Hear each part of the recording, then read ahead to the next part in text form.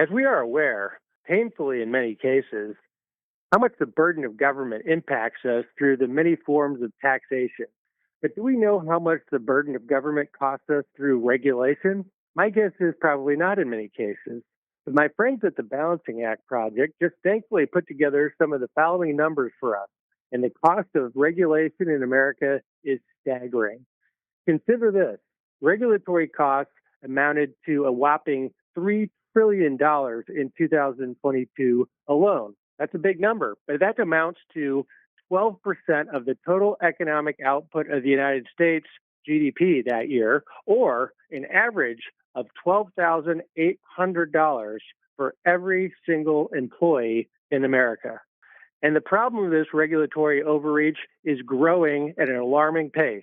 In the first year of the Biden administration alone, there was a $465 billion increase in regulatory costs.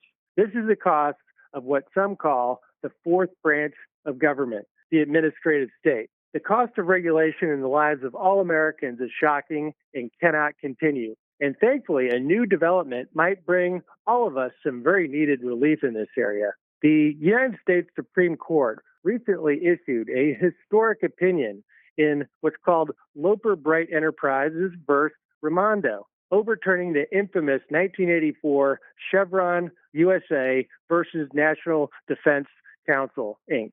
decision.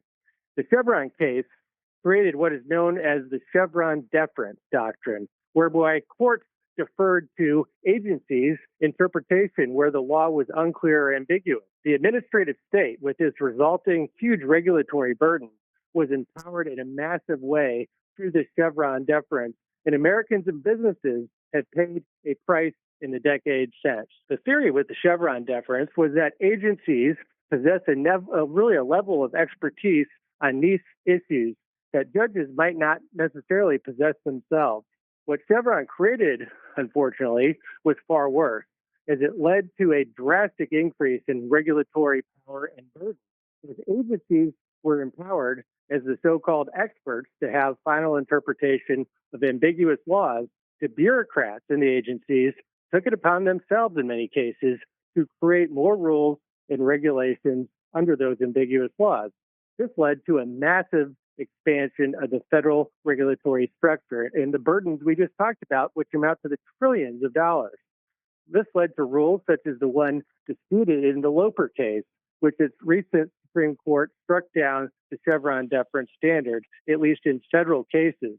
Courts are now responsible for giving final interpretation of laws, and importantly, when ambiguity arises, Congress needs to clarify itself. Unfortunately, Chevron deference issues also arise at the state level as state agencies begin to expand their own powers, and state-level policymakers and judges defer to the interpretation of these so-called experts. Thankfully, 15 states have taken action to address the issue at the state level.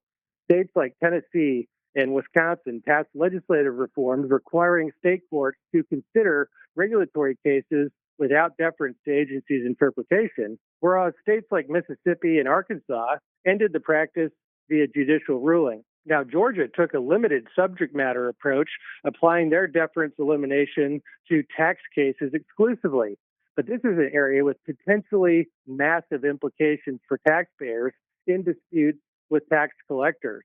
Even more recently, and consistent with ALEC's Judicial Deference Reform Model Act, Idaho, Indiana, and Nebraska in 2024 passed legislation to end judicial deference practices, or the Chevron-type deference at the state level. While many other policy fights around hot-button issues garnered the majority of the attention of many, this $3 trillion problem in regulatory costs that's imposed on all of us by unelected and in many cases unaccountable bureaucrats cannot continue to be ignored any longer. Thankfully, the United States Supreme Court dealt a major blow to the administrative state with the elimination of the Chevron deference in the recent Loper Bright decision. However, now the ball is in the court of the states to address their own problems with judicial deference and regulatory burdens generally.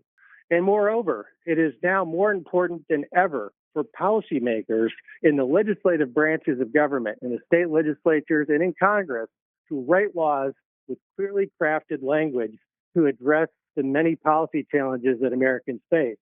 But thanks to the repeal of the Chevron deference, it is the elected representatives of the people, not unelected bureaucrats, who are now clearly responsible for addressing the key policy issues and issues that we face across the country. For more information on what your state can do to address burdensome administrative state, please visit alec.org.